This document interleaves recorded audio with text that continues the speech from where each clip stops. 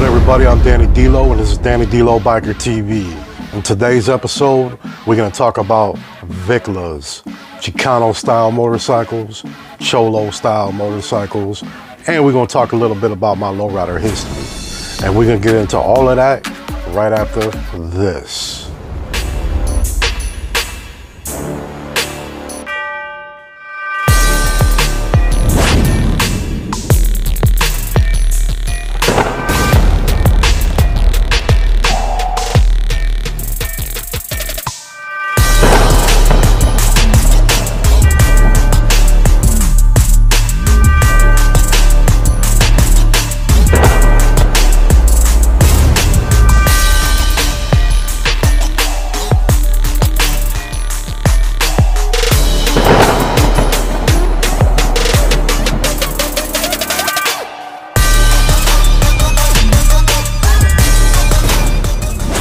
What's good, everybody? Once again, I'm Danny D-Lo. This is Danny D-Lo Biker TV. Hit me with that like, subscribe, and alert button. So let's talk about the Viclas, Chicano-style motorcycles, Cholo-style motorcycles, and the lowrider industry. Me, myself, I'm a big fan of the lowrider lifestyle. I was invited into it as a kid. Or I should say I was inducted into it as a kid. And I grew up in an all Latino neighborhood in Chicago. So I used to hang out with some of the Chicago car clubs back in the 90s. And it was the best times of my life, to be honest with you. Like the very best times of my life to this day. It was low riding with the homies. You know what I'm saying? I was just a shorty. So a couple of my buddies that I kind of met through the neighborhood, they got me into the lowrider stuff. They had lowriders, and they started teaching me the lifestyle a little bit, teaching me the cars, teaching me how to work on them, you know, wet sand, buff. I mean, that's how I became a detailer, you know what I'm saying, and a professional paint corrector. That's where I learned from, right there in the old neighborhood, kicking it with the lowrider dudes, you know what I'm saying. They taught me how to do all that stuff. And that was the best times of my life, man.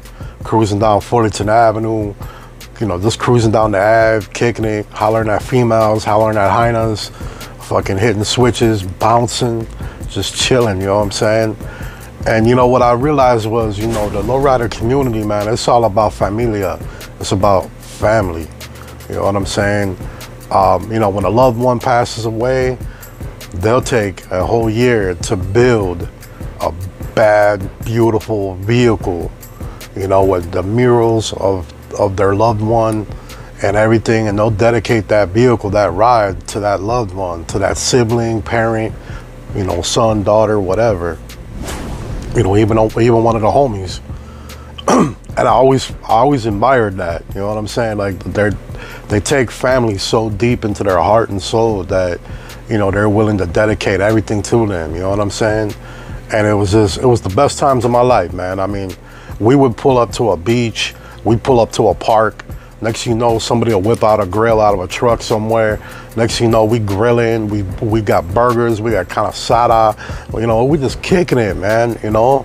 And it would turn into a car show, you know. It was awesome, man. You know, people from all around that neighborhood, they come running up, you know, looking at the cars. Next thing you know, one of the homies would go over there, hit some switches, and then, you know, one of us would be like, oh, this fool trying to show out.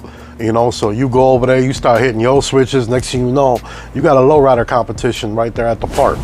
You know what I'm saying? It was the best times, man. It really was. I truly feel like the 90s was the best time to grow up, man, because you like had a little bit of everything right in there. You know what I'm saying?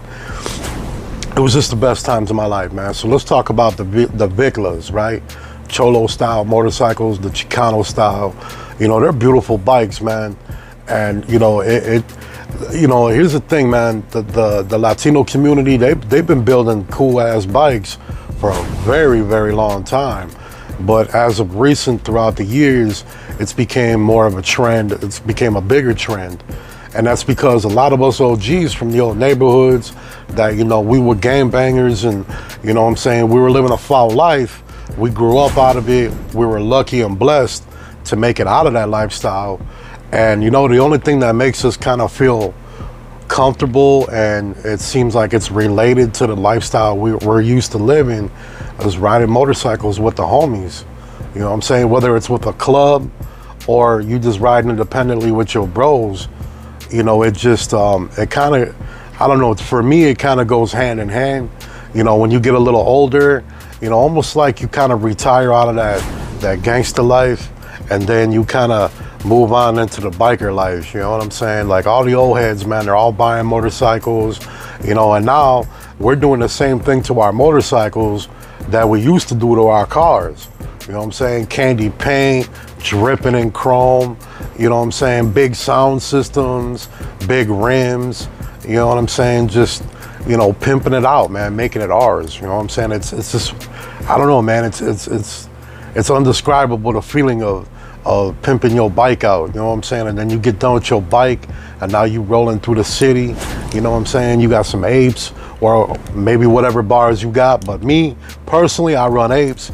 So you cruising, you got your jams jamming, everybody looking at you, you feel good, man. You feel good. Like, look, that's my work of art. You know what I'm saying? It's just it's cool as hell, man. Like, the lowrider lifestyle, it goes so deep, man. Like, it goes deep into your heart, you know what I'm saying? And it really is its own lifestyle. It's its own entity, you know what I'm saying? Like, it goes back a very long time. And, you know, the Chicano ways, you know, go very deep as well, you know what I'm saying? And it's just, it's an awesome community, man. And I figured I'd, like, you know what, I'm gonna speak on it, because I am a part of that. You know what I'm saying? I always enjoyed my lowrider days and things like that, and I still plan on building another lowrider or buying one sometime soon, hopefully, because, man, I miss that life, bro. I miss bouncing, man. Ain't nothing more fun than hitting three-wheel, just cruising, you know what I'm saying? Like, man, there ain't no better feeling to me. So anyway, that's what I got to say about the Viclas and all that, you know what I'm saying? You know, it's more of a trend now, but I mean, that shit's been going on for a long time, you know? Just now, the parts and the wheels and everything is more accessible than it used to be. You know what I'm saying? You didn't have the bigger wheels back then, but now we do. You know, the big fat spokes, the white walls, the long fish tails, the candy apple paint, the air ride. You know, man, it's just, it's cool, man. I love seeing these bikes. I love the stories behind them. And, you know, hopefully we'll get some more of that going on in the future. You know what I'm saying? So that's what I got to say today. Thanks for watching this episode. I'm Danny D-Lo, and I'll holler at y'all soon. Peace.